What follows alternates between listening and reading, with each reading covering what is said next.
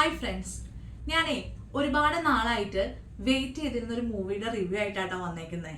ഏതാ മൂവി എന്നല്ലേ? ബുക്കിങ്ങിൽ തന്നെ കളക്ഷൻ റെക്കോർഡ് നേടിയ എമ്പുരാൻ. ലൂസിഫറിൽ പൃഥ്വിരാജ് ഓരോ ക്യാരക്ടേഴ്സിനെയും ബ്രീഫ്ലി നമുക്ക് ഇൻട്രൊഡ്യൂസ് ചെയ്തെങ്കിൽ എമ്പുരാനിൽ എബ്രാം ഖുറേഷി, സായിദ് ഇവരാരാണെന്നും ഇവരെ എങ്ങനെയാണ് ഒന്നിച്ചതെന്നുമുള്ള സ്റ്റോറിയാണ് നമുക്ക് പറഞ്ഞു തരുന്നത്. ഈ സിനിമയിൽ എനിക്ക് ഇഷ്ടപ്പെട്ട ഒരുപാട് കാര്യങ്ങളുണ്ട്. അതിൽ ഒന്നാമത്തെ കാര്യം എന്ന് പറഞ്ഞിട്ടുണ്ടെങ്കിൽ, പൃഥ്വിരാജ് മുന്നേ പറഞ്ഞ പോലെ തന്നെ ഈ സിനിമ ആദ്യം കണ്ടു തുടങ്ങുമ്പോൾ നമുക്ക് ശരിക്കും ഒരു ഇന്റർനാഷണൽ മൂവി കാണുന്ന ഒരു ഫീലിംഗ് ആണ്. മേക്കിംഗ് അപാരം, ഒന്നും പറയാനില്ല. അടുത്ത കാര്യം എന്ന് വെച്ചിട്ടുണ്ടെങ്കിൽ, ഇപ്പോഴത്തെ ട്രെൻഡ് അനുസരിച്ച് എമ്പുരാനിലും വിഷ്വൽസ് ഭയങ്കര ഗ്രാൻഡ് ആണ്. അതിന്റെ കൂടെ ഈ ഫിലിമിലും കണ്ടന്റും ഉണ്ട്.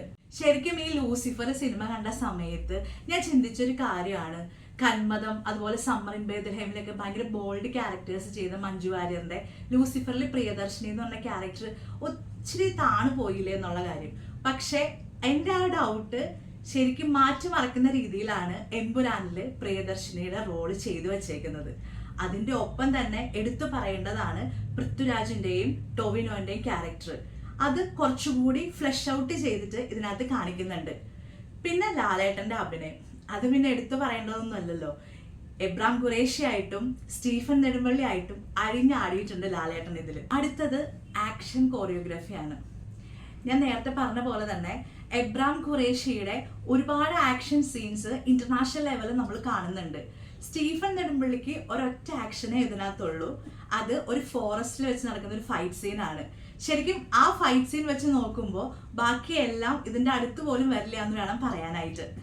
ഈ ആക്ഷൻ കോറിയോഗ്രാഫിയുടെ കൂടെ തന്നെ ചേർന്ന് പോകുന്നതാണ് ഇതിന്റെ സിനിമാറ്റോഗ്രാഫിയും അതുപോലെ തന്നെ ബാക്ക്ഗ്രൗണ്ട് മ്യൂസിക്കും.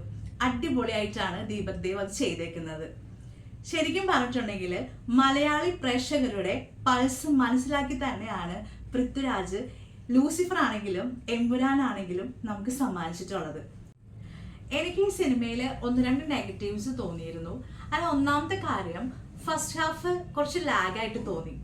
രണ്ടാമത്തത്, ലൂസിഫറിൽ സ്റ്റീഫൻ നെടുമ്പള്ളിക്ക് കൊടുത്ത ആ ഒരു ഇൻട്രോ, മാസ് മൊമെന്റ്സ്, ഡയലോഗ്സ് അതെല്ലാം എബ്രാം ഖുറേഷിയിൽ വന്നപ്പോൾ എനിക്ക് മിസ്സായിട്ട് തോന്നി.